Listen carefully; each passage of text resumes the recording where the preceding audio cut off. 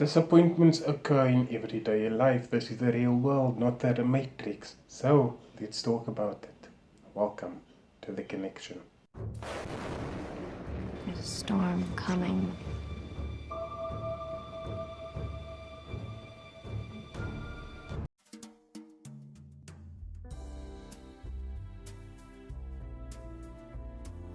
Good afternoon, dudes and dudettes. I trust you're doing well. Here's the deal. Let's talk about setbacks. Let's talk about things that you aren't happy with in the guise of speaking about me.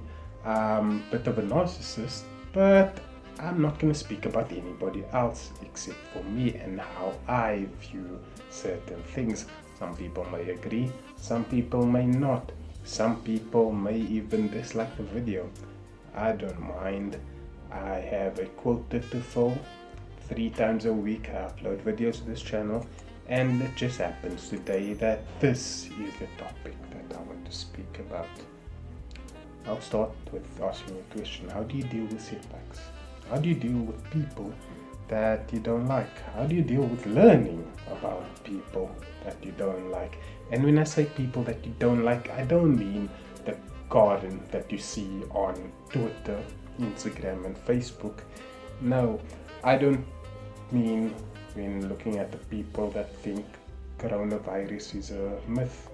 No, I don't mean when you look at the world, at the news articles and at the videos on YouTube of people that don't want to take a vaccine. No, I'm speaking about people that you know, people that you've interacted with.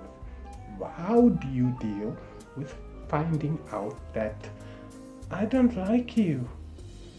Here's how I deal with it. I shut off. I really do. Because I've said many times in the past, I've been doing podcasts and arranging some things, and inevitably there's a good chance that you will meet with people that don't really align with what you want to get out of a certain thing. See, some people don't see it as doing a courtesy for them. Let's speak about podcasts. The courtesy I'm doing for them is using my platform and shining a light on them. Like the shine of this camera is on me right now. I'm shining the spotlight on them. Now certain people don't look at it this way. Now I've been fortunate to find people that actually do look at it this way, or if that's not their reasoning, I feel that they are more accommodating. Now I shut off. Now I've been having messages, I've sent messages, I got blue ticked, and what did I do then? Nothing goes to that person ever again. Now every now and then I do mess up, I do go back to that person, and then I do get disappointed. But then sooner or later I do learn from my mistake. I am, after all, a creature of habit. That's why I overlook my mistakes sometimes. And against a better judgment of many, I go back to the well that screwed me. And as a result, I get more pissed than I was before, because I gave you the chance once. You didn't even decline it. You didn't think it was necessary to reply.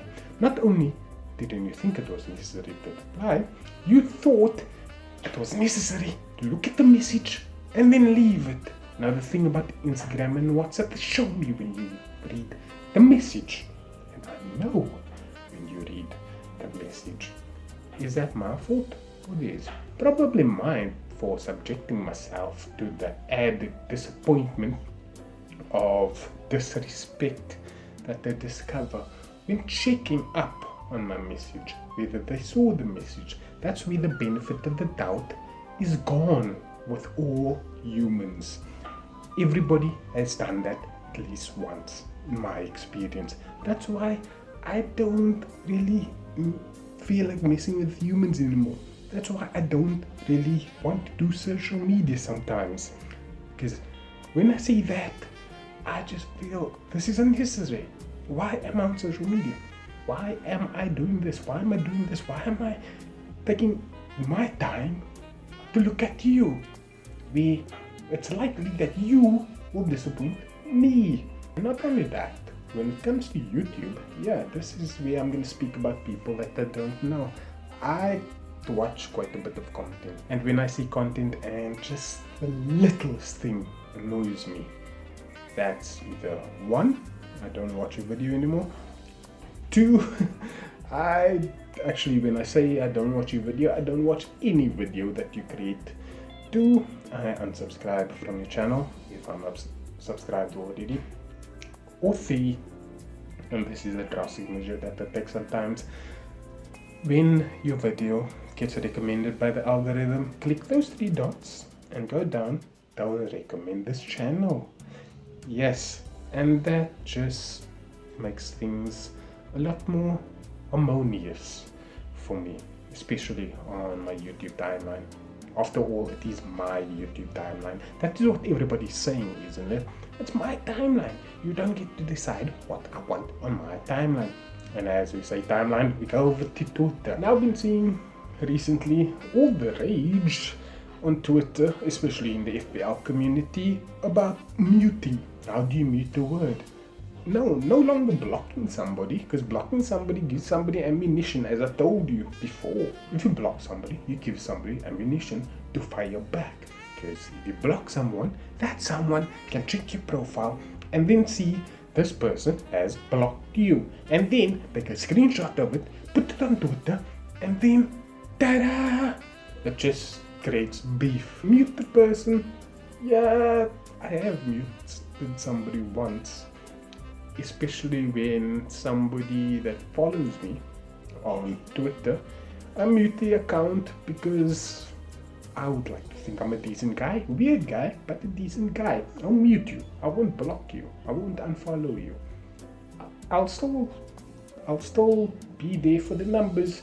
Keep your numbers up, because Twitter is a game where everybody's convinced that numbers create the best smelling air ever. So I'll keep your numbers up there. I'll mute you though. And words, I'll mute the words. As we've spoken about in FPL, the FPL community, there are certain terms that kind of grinds my gears. So I mute them. And that is how this rant is probably going to end. What is your methods for counteracting everything that I've mentioned here? Let me know down below, and I will leave you with 3 questions.